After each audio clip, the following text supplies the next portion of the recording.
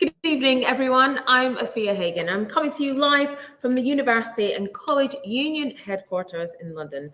I'm sure you will know the familiar face next to me, but I'm going to introduce her anyway. This is Jo Grady, UCU General Secretary. Hello. Jo, how are you doing? I'm good. The sun is out. Oh, for a change. Yeah. For a change. It's good to be here with you. So tonight, we are going to bring you a really interesting and interactive, and more importantly, really important and paramount session where we're going to hear from Jo as we launch the Reclaim Higher Education campaign. And our brilliant international guest coming to us live from the USA, Senator Nina Turner, and branches who are already out there, already winning on behalf of our members. So thank you so much for joining us. Now, we'll also be looking to put some of your comments, your ideas, and your suggestions directly to wonderful Jo as the session unfolds. So start thinking about what you want to ask her. So to start that process, let us know where you're watching from, how long you've been a member of UCU, and whilst you are doing all of that and getting your thoughts together, I'm going to hand over to Jo for some opening words. Jo, over to you. I'm Jo Grady. I'm from Wakefield. I've been a UCU member since 2007. Amazing. But evening, everyone. Welcome. This is the first UCU Live that we've had for a while, but welcome to the launch of the Reclaim HE campaign. You will remember that during our disputes with higher education employers, we held lots of excellent UCU Live sessions, and my job is for us to reflect on those and see how we can improve them. And that is what we are bringing you tonight, and with any other Reclaim HE event that we will have. So tonight we're bringing you a real mixture of guest speakers, video content, your involvement, and crucially, hearing from you as members and from some of our branches. Later in this session, I'm going to spell out exactly what the goals of the Reclaim HE campaign is.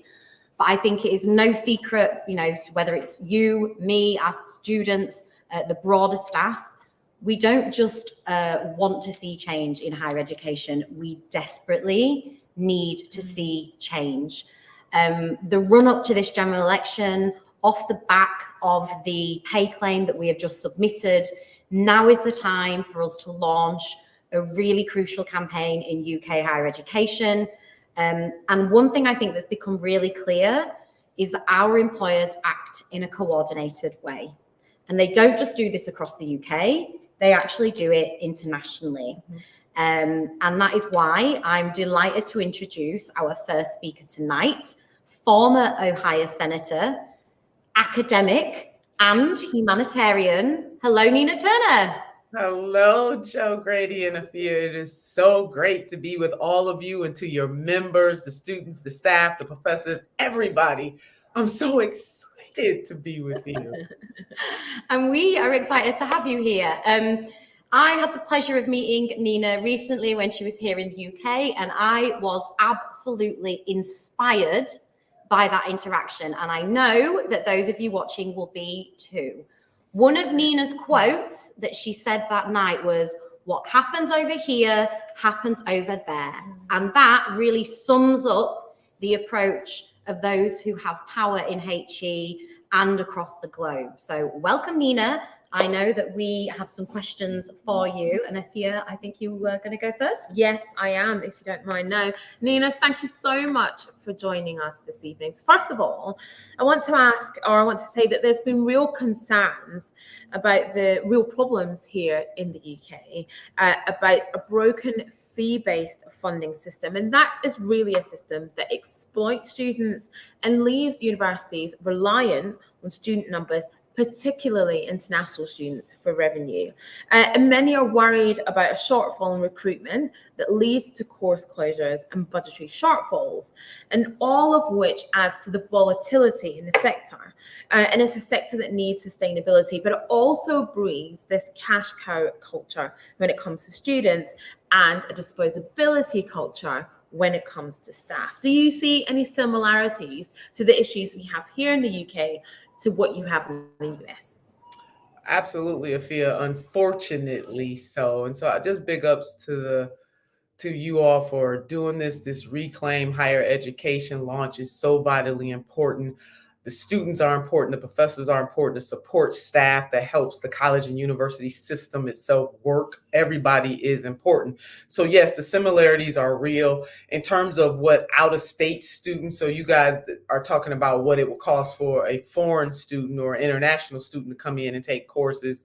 We do that state by state here in the United States of America, as well as an international program. And yes, out-of-state students pay more if you're going to a college or a university that is not your home state, and international students pay more when they come and take classes over here. It is an exploitation system, which I know you both totally understand. It does not have to be that way, which is why Reclaim Higher Education movement that you all are pushing to remind the students, remind the staff, remind the professors, remind the parents. Actually, the power is in their hands. And just because that is a policy proposition in the UK today or the United States today does not mean it has to be that way tomorrow. We have to continue to push back. People should not have to go broke because they are trying to better themselves as individuals. They're trying to better their families, their community, and their nation. You shouldn't have to go broke to do that. But that is what takes place in the United States of America and also in the UK, and it is wrong, and it has to change. Thank you, Nina. I guess on the back of that, the Democrats are obviously in power in the US at the moment, and let's hope that that doesn't change at the end of the year. Here in the UK, there is the increasing likelihood that Labour will be in government, but let's be real. In both countries, I'm sure we'd agree that neither the Democrats or Labour are doing enough for working people. So my question to you is, and this is a key part of the Reclaim HE campaign, is how do we apply pressure politically to achieve a win for our members? And thank you for that, Joe. And the UCU, you're doing it right now. You're galvanizing your members around a campaign. Now you got to expand that galvanization, that synergy beyond the people who are members of your union. You got to expand it into the community. Parents have a role to play. Certainly students have a role to play. The university system itself has a role to play, but you need the larger community to care that people are being exploited within this system. It is called solidarity. Not only what happens over there happens over here, but when we think about the community prospect of it and just dealing with the UK for a moment, the impact that that has on individual students and individual parents has an impact on the larger community, has a larger impact on cities, has a larger impact on the nation itself. So it's the galvanization. It is the educating people about the structure, how unjust the structure is, and making recommendations on how the structure can be more equitable, more equal, and help to lift everybody. We know that in the 21st century, we're not going to get less information. It's not going to be less technology. It's going to be more and more and more. Let's think about even artificial intelligence, for one example, is going to have an impact on every single person. Some people directly in terms of their jobs, others indirectly, but it's going to have an impact on us all. What better space and place to deal with that than our colleges and our universities, and charging people to keep communities safe from the onslaught of what artificial intelligence may do. Artificial intelligence, and I'm just using that as way of an example, should enhance lives, not take jobs. It should enhance lives. The college and university system has a role to play in that. So, Joe, the answer is awareness and it is solidarity. Those two things go together. And that is what the Reclaim HE campaign is all about, is to galvanize your members, including students who may feel put upon by the system, but it's also to galvanize outside forces too, who might not necessarily see themselves in this fight directly, but we got to remind them that indirectly it should matter to them how the system comports itself and how the system is set out right now to crush people. And if you cannot depend, now the Labor Party is posed to win, Joe, we had that conversation before, and they need to be different than the Tory party. The same thing with the Democrats over here in the United States of America. It should matter that Democrats are in charge or will win compared to Republicans. So that's that political force that must happen outside and inside to continue to push the system itself to do right by the people. That's really interesting what you said there, Nina, especially the bit about educating people on the structure of the system.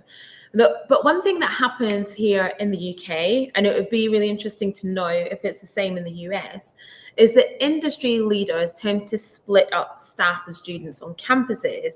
Do you have any ideas of how we can increase the solidarity between university staff and students, and also the wider public, right? You said about educating people on the structures in universities. How do we get people to care? Well, it's what the UCU is doing right now, and just making sure that as you continue this campaign to reclaim higher education, that you invite the broader community to participate. None of us are on the island. So they're coming for, or let's say the system is not working in higher education today. It'll be another system tomorrow. It'll be everyday average workers tomorrow. And so everybody needs to care about this and to get involved. Everybody knows somebody that either is in the system or that was in the system. So people should care about that. These students have parents and other relatives who care about them. And so it's students going back to their parents and going back to their loved ones to tell them how unfair this system is and how they can make it better and how they can join forces with the union. It is talking to neighbors, neighbor to neighbor. So it's all about organizing, it's amplifying, it's organizing. Nothing in the world can take the place of that human to human contact that is going to be necessary to remind people that they ought to care about this both now and into the future. Because what we do now impacts the future. And it is patently unfair, for example, for our nations to have a whole bunch of money for war, but they don't have money to care about what is happening domestically. That message must be pushed, that what happens to one directly, to quote the great Reverend Dr. Martin Luther King Jr., happens to us all indirectly. So campaigning is the way to go. And you all are doing that right now. And I'm so proud. I was once in another life a college professor. So I do understand both from my lived experience and being a practitioner in this field over here in the United States of America, how important it is what you all are doing today. But this is everybody's issue. It's not just the people who are in it directly. It is also those who are in it previously. And do not forget, we are fighting for a more equitable system for generations yet unborn. So we got to rock that way. And we got to rock that way strong. So come on through, reclaim higher education. We do. And I think just one thing I wanted to say in response to that, because you will know, and obviously any UCU member watching this will know, we have had a lot of industrial action in higher education over the last 5 years in particular. And obviously the fees-based system that was introduced in the UK was designed to make students think of themselves as customers and, you know, to kind of put them at odds with staff. And I'm not saying that that hasn't had some degree of success, but one of the things that's been really interesting about the industrial action we've had is actually the clarity with which students recognize their position as being exploited. And that actually when staff have withdrawn their labour, they're looking to university managers for answers as to why things have gone so wrong. So there's obviously more that we need to do. And I think getting out to the wider public is a big part of that. But I also think that the system is so kind of broken and corrupt that, you know, students recognize it for what it is. I have one more question before you go, Nina. This campaign, you know, the aims are ambitious, so it is not going to be simple. It isn't going to be quick. We're going to have to build momentum over a significant period of time. And we were wondering, Nina, if you are up for coming over to the UK and getting out and about and meeting our members maybe later this year. Oh my God, Joe, absolutely. I cannot wait to come back to the UK. As you know, Joe and Afia, I was just recently there where Joe and her team and I and members of my team were able to meet and talk about the challenges, both the challenges and the promise. You know, there's promise in the problem. So I want folks to understand that we're not just going to sit and rest and let the system do whatever it wants to do. There is promise in the problem. But to come back, I was just there with your what I call your sister union, the communication workers union over there, the CWU, rocking very hard. And so, no, I can't wait. wait to come back there and be in physical solidarity with you and your members, the students, and everybody else that cares about higher education. We gonna do this thing. And Joe, if I might, one great quote from one of the greatest novelists in the United States of America, the 20th century, by the name of James Baldwin. Some of your students probably learned about him in their English courses, but he once said this: not everything that is faced can be changed, but nothing can be changed until it is faced. So for the UCU, baby, you facing the challenges, you are pushing for the change, and we are going to do that together, because what happens over there happens over here. Solidarity, even across the pond, baby. That's what we work for. Thank you. Thank you so much. Thank you so much, Nina, for joining us. That was hugely inspirational. The takeaways I got from that: organizing, campaigning, and amplifying. 100%. Right? And we cannot wait for you to do that with us here in the UK. We really appreciate you, and we know our members do as well. And so many people are joining in the conversation as the hour goes on. So thank you so much, Nina, and thank you to everybody that's joining us. And we can't wait to see you soon. Bye, Nina. Thank All you. the best. Cannot wait. Bye-bye. Thank you. Oh, loved that. That was great. I Love that. Yeah, it gave us the boost that we needed, right? And this discussion is so timely because now we're going to play the Reclaim HE campaign video, which Nina so very kindly helped us put together in terms of audio. So while we prep for the second half of this event, let's enjoy the video. The funding model is broken. The idea of having a market for something like education, just as it is for healthcare, is just wrong. Marketised education has been a failed experiment. They're shutting down music and maths. It feels like we're just being undermined as English students in general. I'm worried about my child getting into serious debt just so they can get through higher education. Over 100 jobs were cut. And that's going to be a huge problem in terms of the quality. Get this top-heavy administration just bearing down weight on the people that are doing the actual educating. Education is part of what allows a democracy to survive. I'm tired of staff being taken for granted. Arts deserves as much money and funding as any other subject.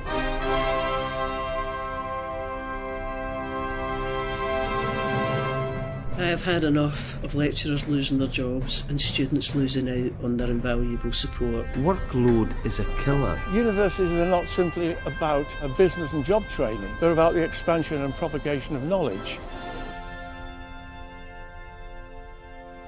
I'm fed up of managers who pay lip service to excellence in higher education, but make no time for us to develop our curriculum. I've had enough of people who have no connection with our student communities making decisions that shut them out. I am fed up with students' fees propping up managerial bodies that get ever larger and that continually outsource their jobs. It's time to reclaim higher education for the staff and also for the students. Baby, let's do this thing. Love that. Great video. So, Joe, we know what the problems are. The problems are well established. And we've heard from Nina, which was absolutely amazing. And we've seen the launch video, which is great as well. And I'm sure that's going to get people hyped up for the campaign. That's what we need. But equally, UCU members and branches will rightly be looking for more substance. It's all very well and good to get hyped up about the campaign, but what is the campaign? So I understand that you've got an initial 5-point plan that's being prepared. So at this juncture, it's probably the right time for you to outline that 5-point plan, and then we can elaborate on each point as we go through. So give us the first point. Of course. So yes, but the thing I guess I want to say before we start is today isn't the start or the end of this campaign. And it really will involve the entire union in the development of the Reclaim HE campaign. But with that said, we are working with a very sharp and dynamic 5-point plan. And that is as follows. So 1, research. We will make sure that all relevant information, which exposes not just the current state of the sector, but equally sets out a path as to how we get to a better place. We want to make that research available to every single stakeholder in this campaign. So our members, our branches, students, politicians, parents, and the wider public. Number 2, political campaigning is crucial. We're going to maximise the leverage that comes with us being in a general election year. And we will also make sure that we work right across the devolved nations with devolved administrations, metro mayors, local politicians, the lot. Number 3, and Nina's already talked about it, raising awareness. It is not enough for us to know that we are right. We have to develop the widest possible coalition of support of other people that identify and understand just how broken the system is, and that look to us for the solutions as to how we fix that. So, taking our arguments out to a really wide base of people, which has to involve the public and other community-based campaigning, and growing that student solidarity. Number 4, we have clearly set out demands. I want every member of our union, either by the end of tonight or very shortly, to be able to recite every single one of those campaign demands. And finally, and I think most important, every single member is going to have a role in this campaign. And I believe if we develop and stick to those 5 key principles, we can and we will reclaim HE. Okay. Thanks for that, Jo. You've set things out really clearly there, but the devil is in the detail. So let's go into the detail point by point. Firstly, you talked about research being important. Break that down. What does that mean? So we have already hit the ground running on this. We've polled the general public on a number of key ideas and questions, and I'll cover some of the output of those when we talk about our demands. But suffice to say, the results and the support for our members from the general public were excellent. The public back students not being saddled with debt. They back solutions that ensure that doesn't happen. So we're going to use those results to build into our media and our public-facing elements of this campaign. We're also going to make sure that we publish them and share them with our members and with our branches at the appropriate time, so that you have those arguments as well, and the responses from the public when you're campaigning in your workplace and in your communities. What I would say, though, is that this is just the start. And I don't want this campaign to be able to be dismissed by politicians or bosses at any juncture. This is why we're going to be conducting more research as we move through the campaign, not just on what the general public think, but also on what solutions we've seen in other areas, across the globe, whether that's in Europe or further afield, as to how systems are funded there. So demonstrating what we need from policy, but also solutions that could be implemented. So lots more research to come. And obviously, some of the research that we do will quite rightly be generated by our members and our branches as we move through the campaign. Thank you for that. So we've covered the research. What about the union's plans to campaign politically? General election year, like you so rightly said. Yeah. So thank you again. Again, this is something that we have already started on. Yesterday, we held a briefing in Westminster for MPs and their staff, where we were able to set out our key demands and outline what MPs can do to support our members, our branches, and this campaign. It was a really successful event. As you heard from Nina earlier, we have to deliver this campaign to the best of our ability, whatever the political persuasion of whoever ends up in number 10 or in power wherever else around the UK.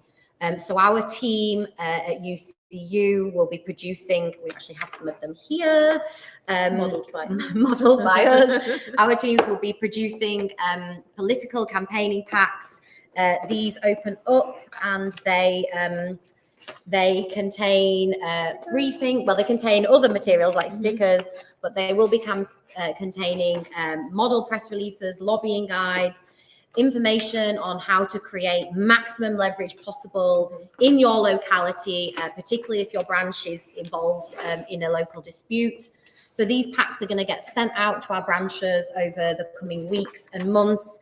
And as I say, they will have guides and support for members, how they take action, how they organise events, how they involve their local communities, how they engage with supporters potentially through surveys, through activities, as well as petitions. So these will be a key thing for our members. And obviously there's some initial materials that will come in the pack. But as I've said, as we move throughout the campaign and there's new research that's produced, new actions that we need members to do, we will be sending not new packs out, but envelopes to add in as we move into different stages in the campaign.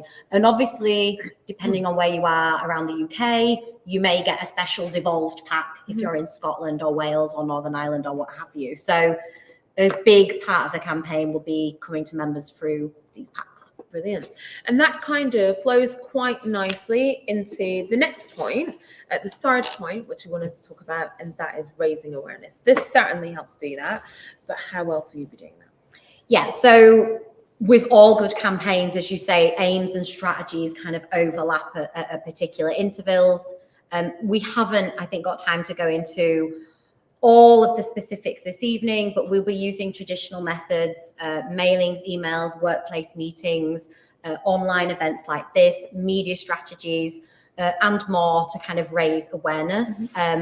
Big lobbying events. I think we'll be planning towards a big national demonstration or UK-wide demonstration. And I think, one of the things that we've been trialing and we definitely want to do more of is advertising. And, I think that could be extremely impactful in this general election year. And, we're going to hear a bit later on from two of our branches who've been successful, because raising awareness is very crucial to winning disputes. Talking about winning disputes, now is a good time for you to tell us, what are we demanding exactly? So if you are a UCU member watching this, I don't think the demands will be news to you. These are the bread and butter of what our union has been campaigning for some time. But we are demanding, as part of the Reclaim HE campaign, a halt to all planned job and course cuts. We want to see an end to the rampant casualisation that we see across the sector. Our research shows that there is no correlation between university finances and their use of casualised contracts. It is a choice that they are making to keep people in precarious work. We need a recognition politically that universities are a public good. They enrich us all socially and the UK economically. They cannot be done on the cheap. So this means an end to this utterly failed market model that we have and the tuition fee funding system that we have, which means scrapping fees. Now, part of the research that I talked to you about that we've commissioned shows that this can be achieved, and it could be achieved through a 1% levy on employer national insurance, or my preferred, a 3% point rise on corporation tax. Both options could replace student fees altogether, according to our research, and ensure that universities are financially stable, that students aren't ripped off, that staff are not treated as disposable entities, whenever university managers decide that they either need or don't need them. And we know from our polling that we've already done that the UK general public agree this is the direction that we should be heading in. There are other things. We need to revisit the distribution of student numbers across the UK, which has been incredibly detrimental. One, for our post-92 members, the government must fully underwrite the teachers' pension scheme. They need to restore appropriate high-cost subjects and support creative arts. And we also need to see a complete review of research funding across the sector to ensure greater sustainability. And some UCU members have put forward a suggestion, which I'm very in favour of a universal basic research income, which we see in certain areas in the EU. The final thing I'll say, we need an end, not just broadly in the UK, but in education. We need an end to the hostile environment. We already know the issues associated with treating students like cash cows.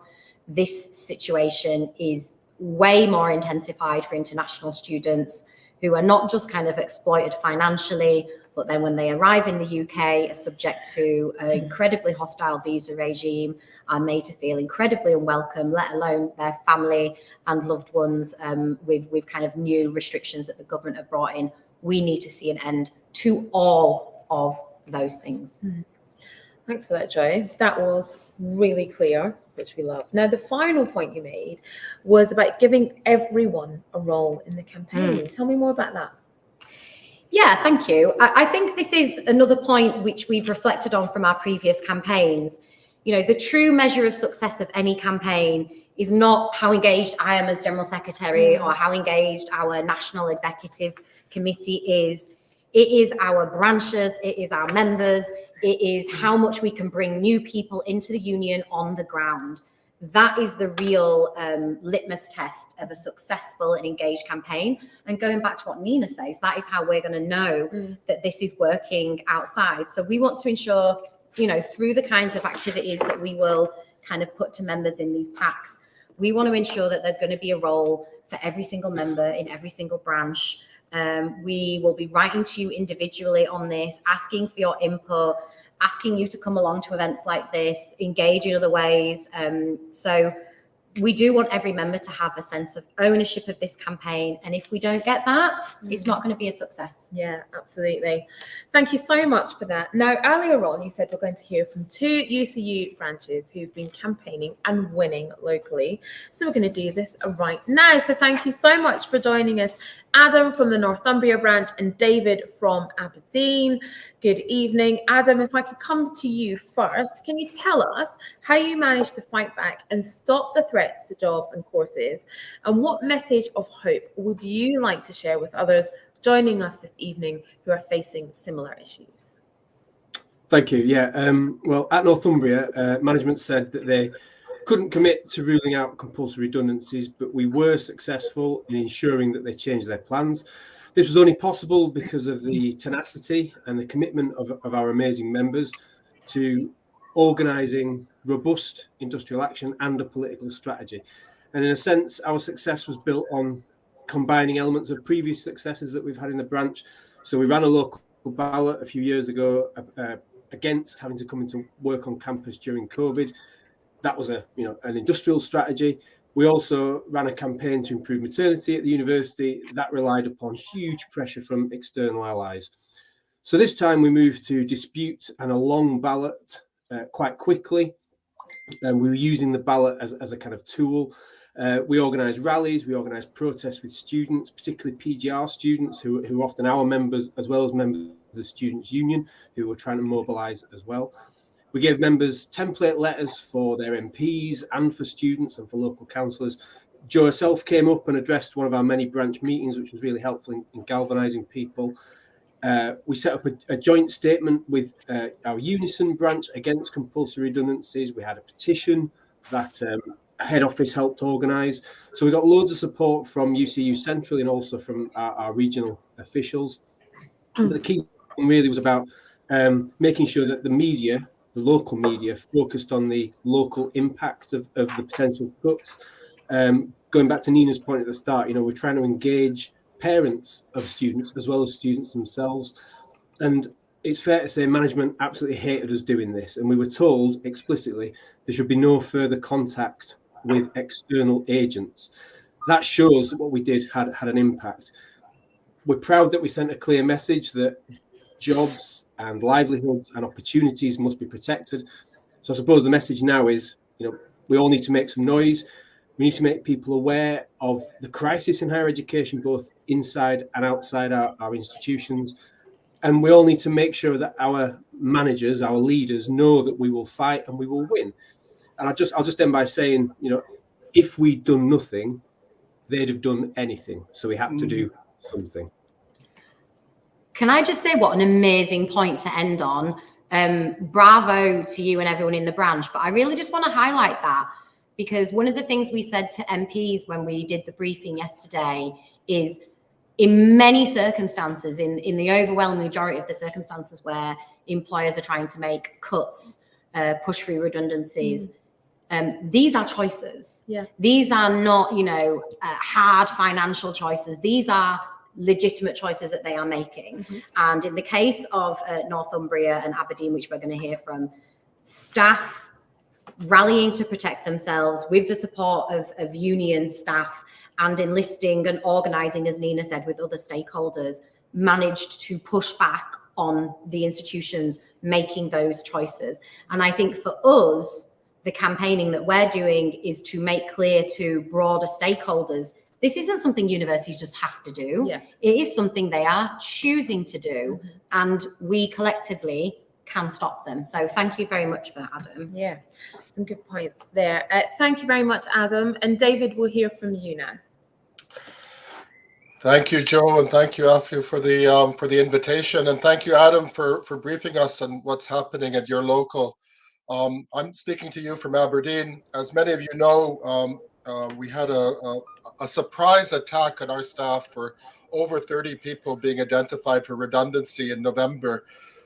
We were caught off guard. None of our negotiated mechanisms for notifying the union were used, and we rallied just before Christmas in order to push back on these redundancies.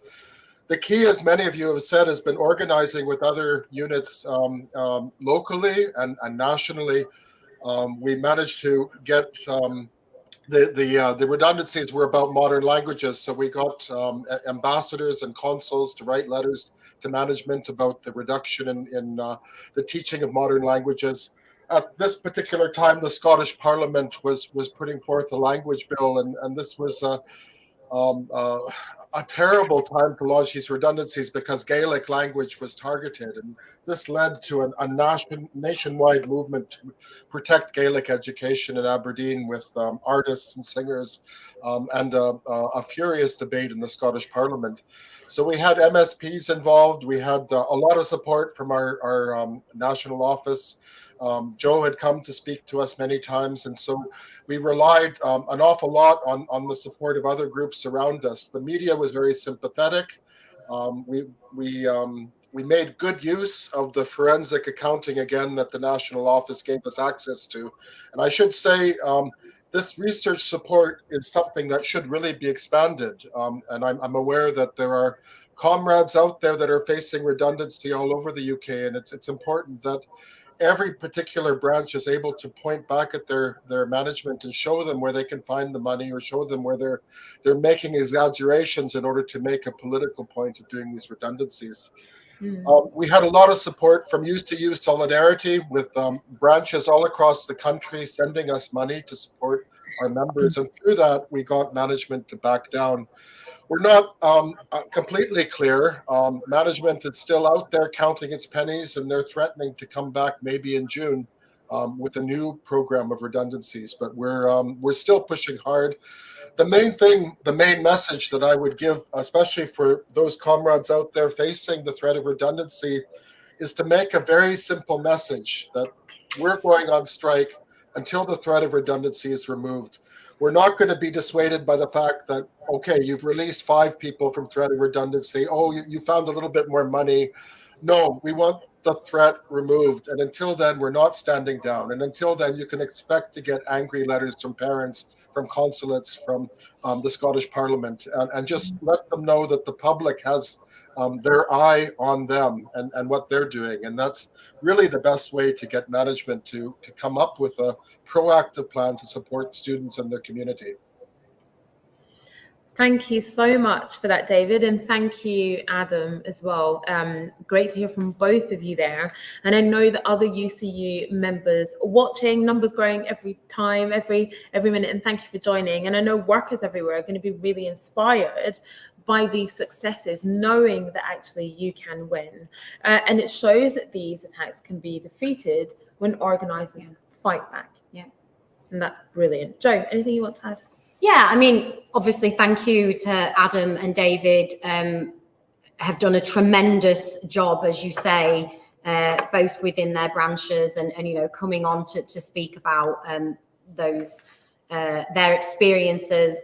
Also, you know, I want to say thank you to all of the brilliant branches that we have across the UK who are either doing similar work themselves because their branch is currently under attack, or offering that crucial solidarity to branches that need it. You know, thank you to everyone who is pulling together the more we win locally, the greater chance we have of doing that across the UK, and of keeping everybody's job and of growing even bigger or stronger. So thank you to those people who are doing that. And also the amazing UCU staff who have been supporting either up in Scotland or anywhere else around the UK. They're doing a great job too. Yeah, they are definitely. Thank you so much, Joy. This has been a really inspiring event. I think sometimes people need a reboot and a refresh, and that's definitely happened here today. And I hope everyone watching agrees. Have you got any closing comments you'd like to make? I'll keep it short. The campaign is now launched. Packs, they will be coming out to our branches in the coming weeks and months. And as I say, they'll be kind of getting refreshed with materials as well. We built them like this so you can carry them around or, put them in the table in front of management when you attend meetings with them. We've got a special higher education conference next week, and we've got our Congress at the end of the month. We're going to be using that to further highlight the campaign. And we'll start the process of calling meetings in every workplace across the UK soon too. I am really excited about this campaign. We think that we can really take maximum advantage of the leverage that we have at the minute, both politically, but also industrially. And I know that when our whole union pulls together, we can achieve amazing things. So thank you for coming along tonight. I'm sure I'll see you soon, either online or at Congress or in your branch, as I'm doing quite a few visits soon. So thank you for coming along. Thank you for those who have joined us across the night as the numbers have grown. And thank you very much. Yeah, amazing. Thank you to Nina and Adam and David. And thank you guys, everybody, for watching. And thank you for having me. Thank you. Thank you. And good night. Thank you for joining us. Bye.